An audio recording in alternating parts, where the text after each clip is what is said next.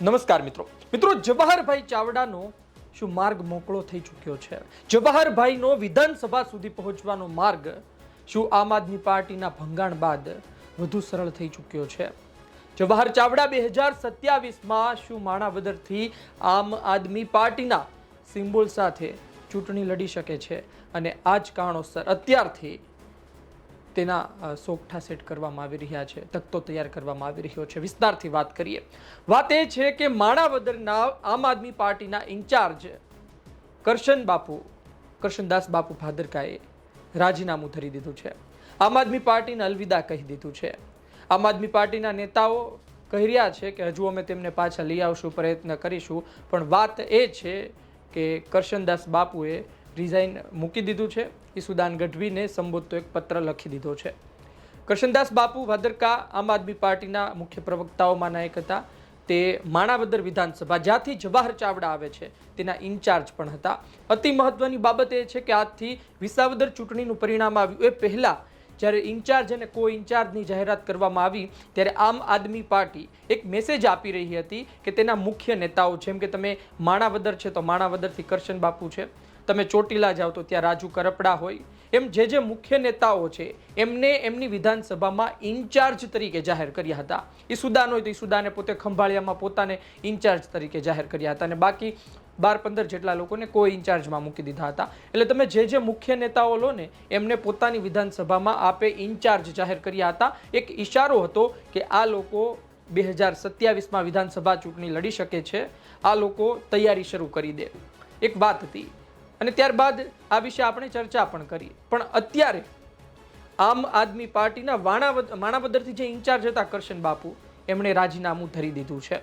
હવે આની પાછળના બે કારણો થાય.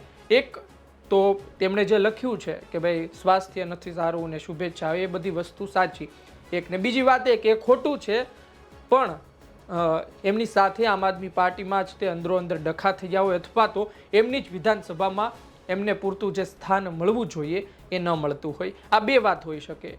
એક તો એ સાચા છે અથવા તો એ જે કહેતા નથી એ. અમે તેમની સાથે વાત કરી હતી. પણ સૌથી અગત્યની વાત એ છે કે જવાહર ચાવડાએ ગોપાલ ઇટાલિયાને મદદ કરી. વિસાવદરની પેટા ચૂંટણીમાં આહિર સમાજના જે મત લેવાના હતા એ માટે ગોપાલ ઇટાલિયાને જવાહર ચાવડાએ મદદ કરી અને જવાહર ચાવડા જિંદાબાદના નારા પણ ગોપાલ ઇટાલિયાએ લગાડ્યા હતા. એટલે તમે સમજી શકો કે ગોપાલ ઇટાલિયા આમનામ તો બોલે નહીં, બોલ્યા તેની પાછળના ઘણા અર્થ હોય. બેશક તેને મદદ કરી હોય ચૂંટણીમાં. વાત એ છે કે જવાહર ચાવડાએ તો ગોપાલભાઈ ઇટાલિયાને મદદ કરી દીધી. ગોપાલ ઇટાલિયાને મદદ કરવા સાથે કિરીટ પટેલની સાથેની દુશ્મની પણ પૂરી કરી. પણ વાત એ છે કે આમ આદમી પાર્ટી તેને બદલામાં શું આપશે? શું આમ આદમી પાર્ટી બદલામાં માણાવદરથી તેનો રસ્તો સાફ કરી રહી છે? તમે જુઓ કે કરશનદાસ બાપુ ભાદરકા માણાવદરમાં મહેનત કરતા હતા. 27 આવે એટલે ટિકિટ માગે, સ્વાભાવિક છે.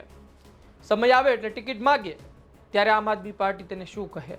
શું અત્યારથી જ રાજીનામું ધરવા અથવા તો સાઇડલાઇન કરવાના પરિણામે કરશનદાસ બાપુએ રાજીનામું ધરી દીધું છે અથવા તો કહેવામાં આવ્યું છે? આ સવાલો થઈ રહ્યા છે.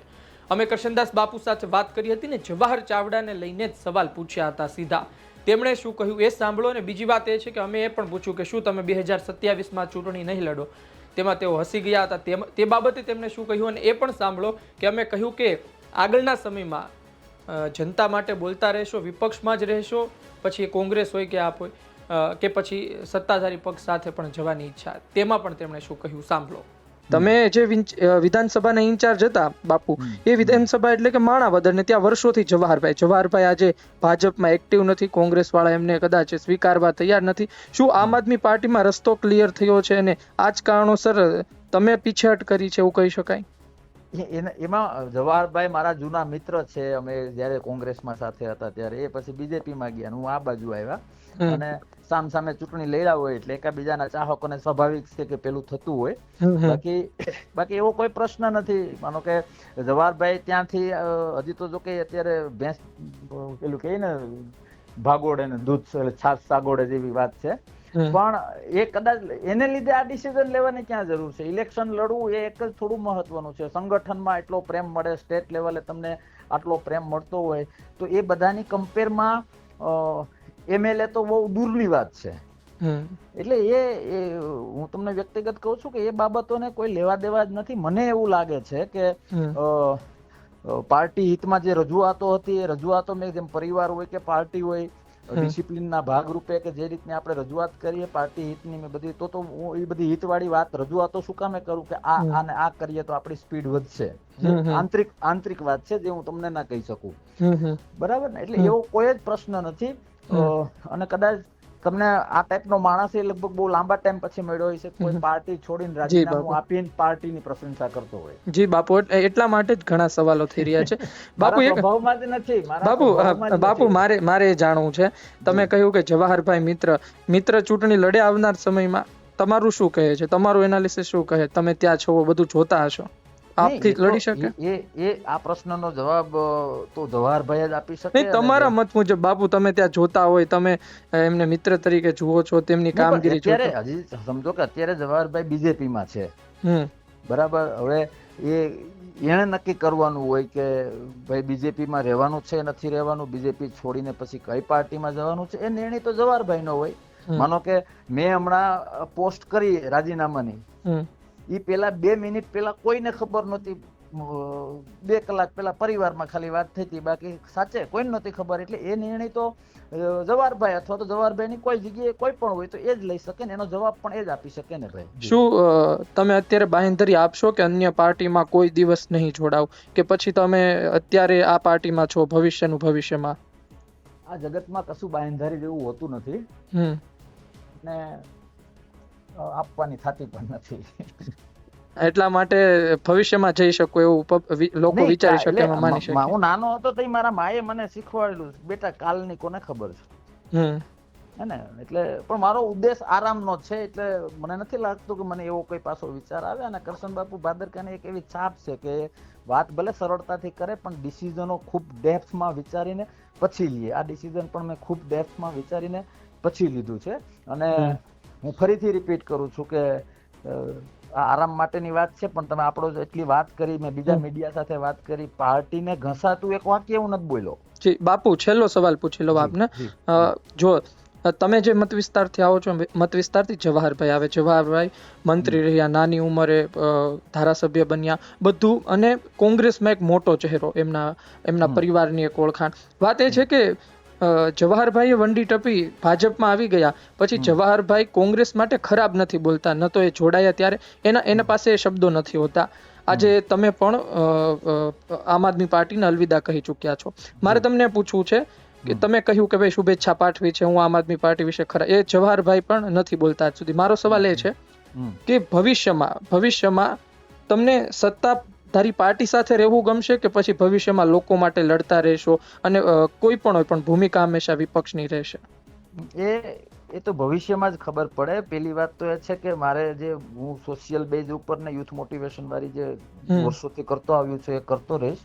અને પાર્ટીની વાત હોય તો આ તબક્કે ખૂબ વહેલું છે, કારણ કે આ તબક્કે તો હું એવો જવાબ દઈ દઉં કે લગભગ હું ક્યાંય એ બધામાં પડવાનો જ નથી. ઓકે, બરાબર? પણ હું એવું નથી કેતો કે આવું થશે જ, બરાબર? એ કારણ કે એવું અત્યારે બોલવું હોય તો બોલી શકાય કે નહીં હવે આમ નથી કરવું, આમ નથી કરવું, આમ નથી કરવું, પણ સમયમાં તાકાત હોય છે. 6 મહિને, વર્ષે, 5 વર્ષે, 10 વર્ષે ગમે ત્યારે આવે ને પછી આપણે ને આપણું અરીસામાં આપણે પેલું લાગે કે હું આવું બોલ્યો તો એ બધા વાતથી હું દૂર રહું છું. એટલે ટૂંકમાં કાલની કાલે ખબર. બાપુ ચૂંટણી નહીં લડે 2027 ની? એ 27માં ખબર. ધન્યવાદ બાપુ. આપે સાંભળ્યું કે તેમના જવાબ શું હતા. તેમની વાત પરથી લાગે છે કે આવનાર સમયમાં તે તો ભાજપમાં પણ જઈ શકે. અને મૂળ વાત એ છે કે તેમણે એવું કહ્યું કે જૂના મિત્ર જવાહર ચાવડા તેના જૂના મિત્ર છે. જવાહર ચાવડા ભાજપમાં ગયા, તે આપમાં આવ્યા. એટલે વાત એ છે કે મૂળ તો કોંગ્રેસી છે, તો પાછા કરશન બાપુ કોંગ્રેસમાં પણ આવી શકે છે. આ બંને સ્થિતિ અત્યારે જોવા મળી રહી છે. તેઓ તેમની વાત પરથી ઘણું કહેતા હતા. ટૂંકમાં વાત એ છે કે જવાહર ચાવડાની જે બેઠક છે એ તેની માટે ધીરે ધીરે સાફ થઈ રહી છે. અરવિંદ લાડાણી છે એ આજની તારીખે કેટલા મજબૂત છે એ વિસ્તારના લોકોને ખબર. પણ ભારતીય જનતા પાર્ટીએ વિસાવદરમાં જે પ્રકારનું કર્યું હતું તેવું જ તે માણાવદરમાં પણ કર્યું હતું. વિસાવદરમાં શું થયું? હર્ષદ રીબડિયા જે 17માં જીતીને આવ્યા કોંગ્રેસમાંથી, એને ભાજપમાં લીધા. 22ની 2022ની ચૂંટણી આવી ટિકિટ પણ આપી, પણ હર્ષદ રીબડિયા હારી ગયા અને તેની સામે જે વ્યક્તિ જીત્યા હતા ને તેને ભાજપ પોતાના પક્ષમાં લઈને આવી. નામ હતું ભૂપત ભાયાણી. માણાવદરમાં શું થયું? માણાવદરમાં જવાહર ચાવડા આટલા સમયથી જીતતા આવતા હતા, એને ભાજપમાં લાવી ભારતીય જનતા પાર્ટી, વંડી ટપાડી, અને ભાજપમાં આવ્યા બાદ પેટા ચૂંટણી જીત્યા, 22માં પણ ટિકિટ આપી, પણ જવાહરભાઈ હારી ગયા.